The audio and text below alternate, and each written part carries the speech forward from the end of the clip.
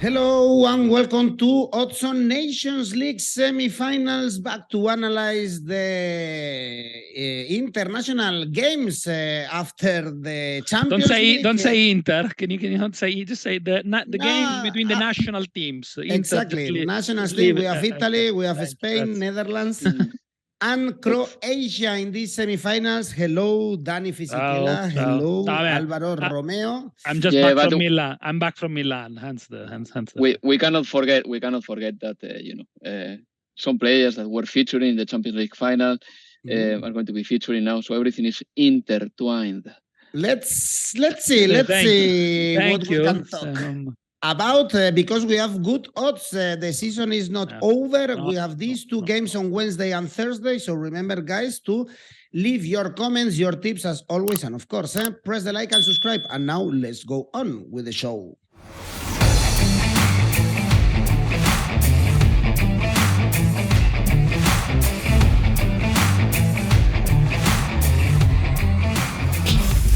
And on Wednesday, we have Netherlands, Croatia. No need, Dani, to speak about the final on Saturday. But here, perhaps there is a good way to win some money. The first thing I want to look at, and I was shocked, to be honest, to see the full-time market with Netherlands this favorite. We have to take in consideration that this game is going to be played in Holland. Perhaps that's why we have these odds for Netherlands to win, Alvaro. But we cannot forget that recently Netherlands, they lost to France 4-0. They changed the manager. Now Van Gaal is out. We have Koeman instead. Whereas on the other hand, we have Croatia, and we know how competitive Croatia is, still carrying on with the same block we saw in the World Cup.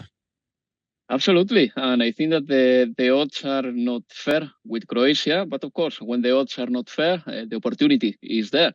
So, some of our listeners may find it very appealing to back Croatia, not only Croatia to qualify, which pays 255, and it's about right.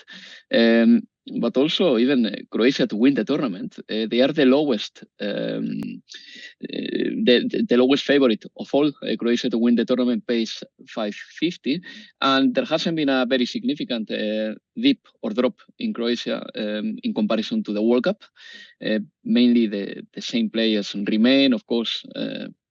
It's silly to say that some of them are getting older. We know about all that.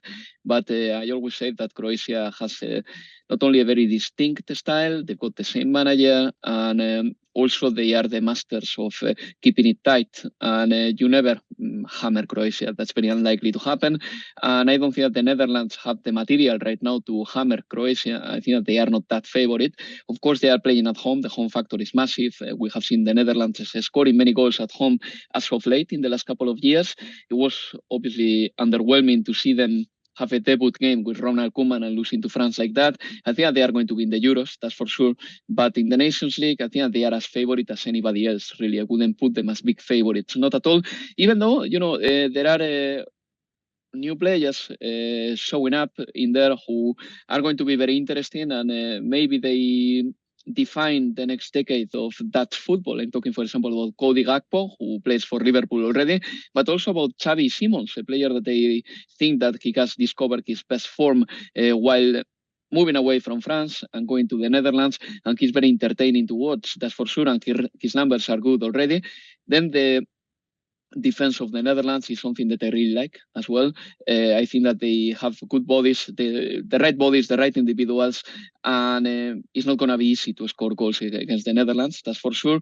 And even if the game is very tight, they can resort to something that not every European side can resort to, which is sending balls in the box, because they've got a couple of really big target men in the squad. In fact, Wout Weghorst, the Manchester United player, has been capped. I understand why, because he offers a plan B as well. And I think that this game is going to be pretty contested, really. But I don't think that the Netherlands is favorite. So I could go for the following. An Asian handicap of plus 0.75 for Croatia, 161. I believe that this game is going to be decided in the small margins too. A double chance for Croatia, I like it, 183. It's obviously a little bit more risky, but I like it a lot. And Croatia to score over 0.5 goals, so basically Croatia to score 1 goal or more, is something that I really like here. That pays 157. It's very difficult, Dani, to judge these Netherlands because after the World Cup, now with Koeman, they've only played against France and they lost, they crumbled almost in France and they beat Gibraltar, a very weak team. Whereas on the other side, we have Croatia, a team that has been built in the last 10 years, playing with Dalic, with all the players that we already know. If there is a team that is susceptible to get trashed, that's one is the Netherlands. I think they are susceptible to these emotional roller coasters, whereas Croatia are much more stable. They conceded 4 times in the last 6 games, Netherlands, only clean sheet against Qatar and Gibraltar.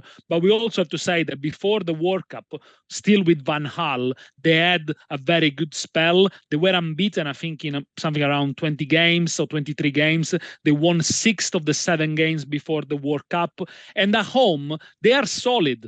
They haven't lost at home since November 2020, 1-0 against Italy in a Nations League game. So they normally are able to do it. But it is a young team. I think Koeman has a job in hands to make sure they perform and they can control and manage games.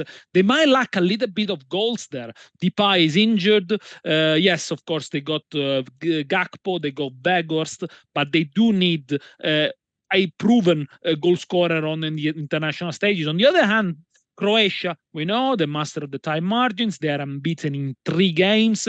Very 2-1-0 win in Turkey before in March, and that probably puts them in the driving seat to qualify easily for the Euros.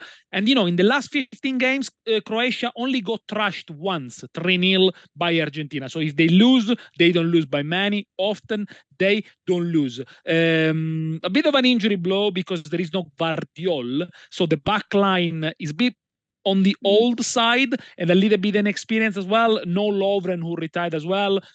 Probably it's going to be Vida who plays. But, you know, up front and from the midfielder upwards, they got so much quality.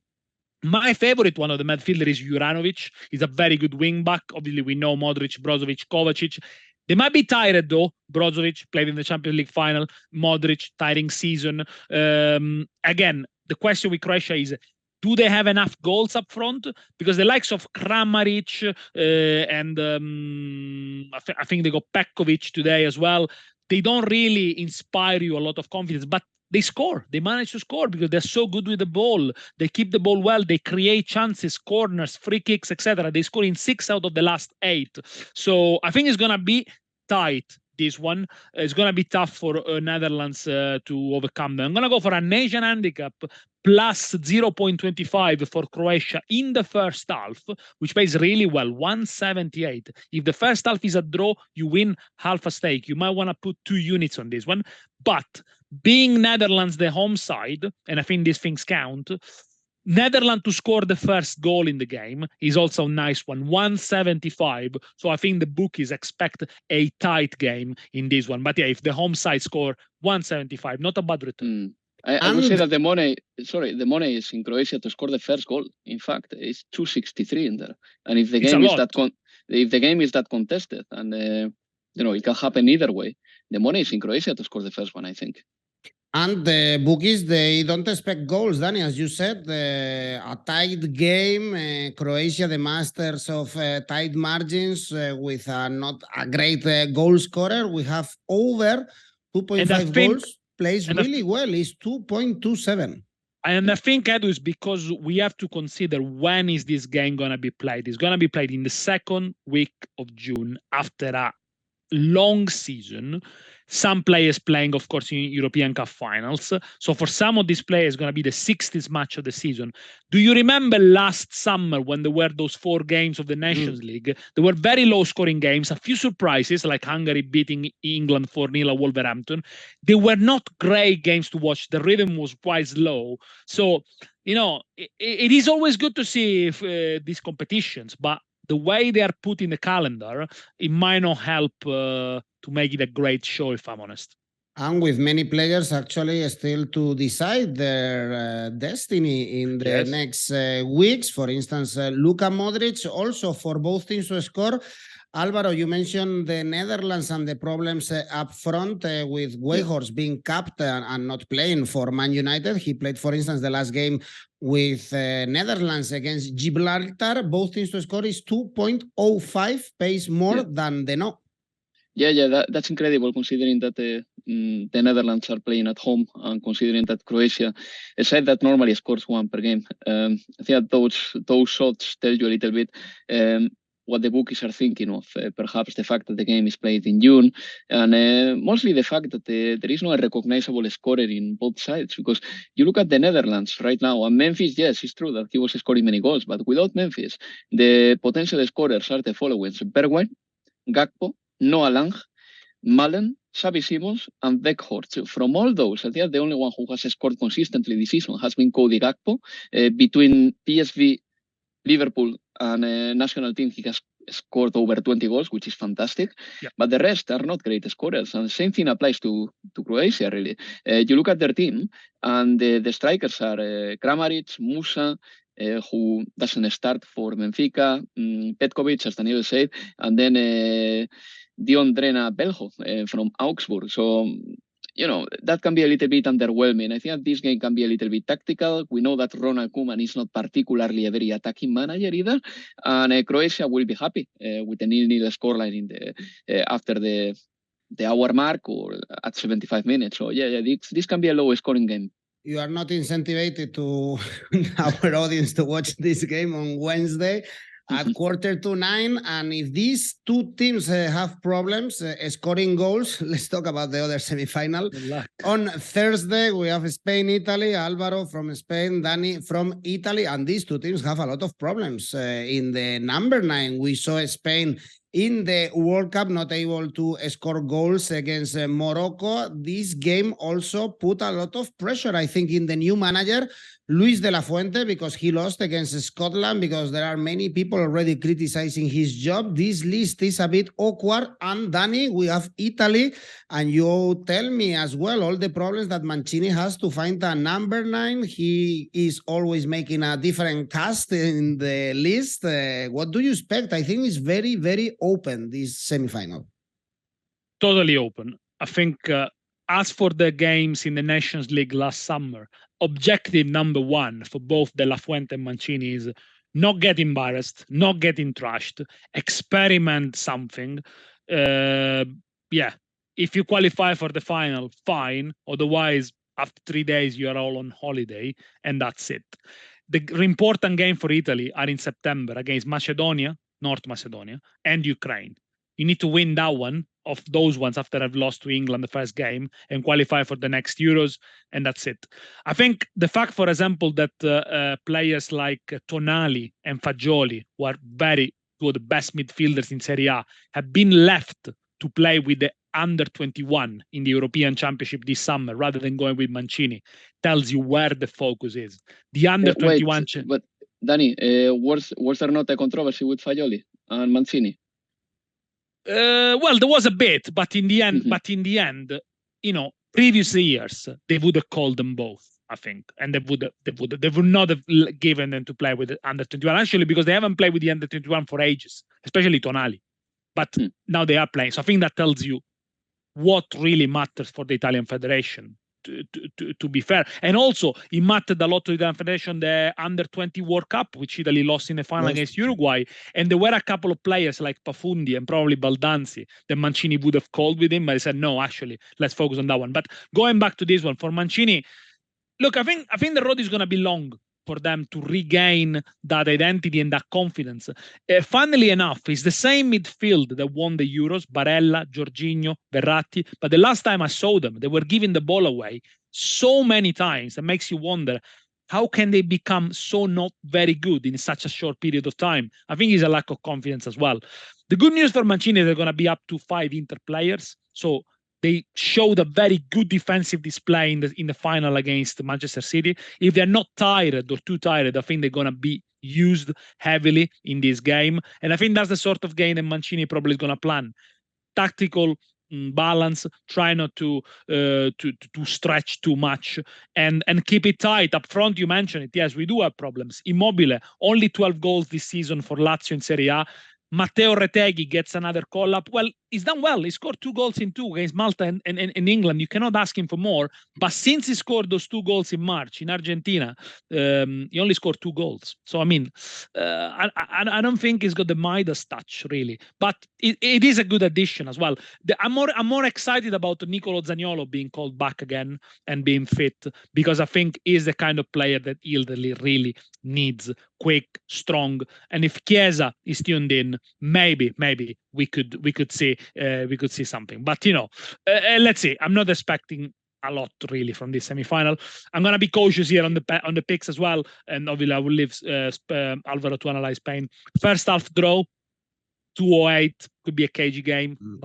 Nothing much expecting. Or maybe Italy on the Asian handicap plus 0.25, 195 and 90 minutes. Again, if it's a draw, you win half a stake. But you could go either way. You could go with an Asian handicap 0 for Spain. Really, there is a lot of value here on what I think is going to be a Taiwan. Well, I think the odds are very low for Spain. I don't see Spain that favorite. 2.3 for Spain to win. Italy is around 3.5, and Spain arrives with many problems and many doubts, Alvaro especially. Yeah, and especially after the game against Scotland. I know that there were a few individual mistakes in that game, some unlucky slips, like Pedro Porro's, leading to one of 𝐿𝐭𝐴𝐽's goals in Glasgow. But I think that what I saw in March was very concerning. Spain with Luis de la Fuente was devoid of a style. It looked like as if after years and years of playing under Luis Enrique's regime, the players felt that there was no tactical guidance. Because in the World Cup, it was very clear that Spain didn't have individualities, but they had a system. But against Scotland, they didn't have any of that. And Luis de la Fuente will have very little time to implement his ideas, if he's got any, which I would like to see, because I don't know how good he is as a manager. I didn't like Spain in the under-21 tournaments either, with Luis de la Fuente, neither in the Olympics 2021, despite them having reached the final, losing to Brazil. I don't think that Spain was that great. I think the generation was very good, and Spain didn't get the best of it. That's my opinion anyway. Then it's true that they won the Euro 2019 as well, with Luis de la Fuente as a manager, under 21 manager. But still, there are many doubts in Spain. Number one doubt for me, and this makes a massive difference with Italy, is the fact that I look at the Italian center backs and the Italian defense, and I kind of like it. But I look at the Spanish center backs, and I'm not feeling very confident. Hopefully NACHO will play. Because NACHO is a very reliable defender. But there is a chance that Aymeric Laporte and Robin Lenormand play together. Robin Lenormand will have a debut for Spain if he plays. And Aymeric Laporte hasn't played a lot this season. He didn't feature in the Champions League final, neither in the important games of Manchester City this season. So, the defense can be a problem for Spain. If you attack this defense, they have a mistake in them. Then the midfield battle is going to be interesting, because I like the potential of Italians midfield with Jorginho, Verratti and Varela, but I also like the potential of the Spanish midfield. I want to see how Spain features without Busquets. Rodri is going to be, again, the most important player in Spain. He's fantastic. I want to see if De La Fuente at some point resorts to having 2 pivots with Rodri and Zubimendi, or he plays with Rodri as the only pivot, and then 2 more playing alongside him, but with more attack in mind. One of them being Gavi, probably. The other one, Merino or Canales. I mean, they are good players. Pedri is missing. For me, it's the second best Spanish player after Rodri, but the midfield is fine. And then up front, look, Spain has been a little bit negative about themselves for a few years. I can understand why, because they don't have any striker who can actually score 20 goals per season. But if you play with Asensio, with Alvaro Morata, who scores normally 10, 15 per season, and someone else, Dani Olmo, for example, is featuring very well for Spain normally, that's not that bad. It's down to the style, it's down to the manager to create a good team and to make sure that in the transitions Spain doesn't suffer. So let's see how it goes. I think that this game is almost impossible to call. I'm sorry. The listener may find this a little bit underwhelming, but I'm going to go for the corners market. I think that Spain will dominate more, after all. I know that Italian midfield is capable of dominating, but Spain and domination are almost synonyms. And I think that Spain will dominate Italy this time. Let's see if the national side of Spain finds a space behind 𝐬𝐭𝐴, because Dani almost exploited that very well in Euro 2020. Yep. But this is a new manager Spain has. But anyway, Asian handicap corners for Spain. This is what I'm going for. I think that Spain will dominate and therefore take more corners than Italy. Asian handicap corners minus 0.5 for Spain, 170. So basically, if Spain takes one more corner than Italy, you win your stake. Or Asian handicap corners minus 1 for Spain, 193. Spain beat Italy in the last the final, Nations in the League semifinal. Yes. The last and they play really well. That one, very different time very as well. different. 𝐬𝐴𝐧𝐧𝐶𝐞𝐜𝐭𝐞𝐝 was on fire. If you remember, probably he gave a cross in one of Spain's goals as well. 𝐬𝐴𝐧𝐧𝐶𝐞𝐜 is no longer there. It's a very different Spain, really. And there is no Pedri this time, right? No. Pedri has an injury. Pedri and Rodri are basically the best players of Spain right now. Pedri is missing. It's unfortunate.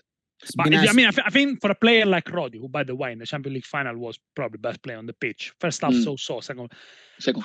How motivated are they gonna be? How fired up they're gonna be? Considering, this is like the 60th match of the season. I don't know. And I'm not sure how much it matters. I don't know really. I guess that sometimes it's about how the game starts. If if you see that Verratti takes you on a couple of times, somebody kicks you, and suddenly you motivate yourself in the game. You know what I mean? Maybe something like that can happen. Well, Rodri, by the way, he was criticizing Luis Enrique, so he would be happy also for a change of mind, of formation. It's been a strange list with Jordi Alba, for instance, almost retiring himself from Barcelona and from professional football, but still in the list. And of course, the bookies don't expect many goals. We have for over 2.5 goals, odds 2.5 for under, 1.67 after Dani's and Alvaro's analysis. You can understand why we shouldn't expect many goals on Wednesday and on Thursday in these semifinals, with the Netherlands, by the way, favorite to win the tournament, then Spain, then Italy, and then the last one, as Alvaro said before, Croatia. Well, tell me, among these two games, Dani, your favorite bets?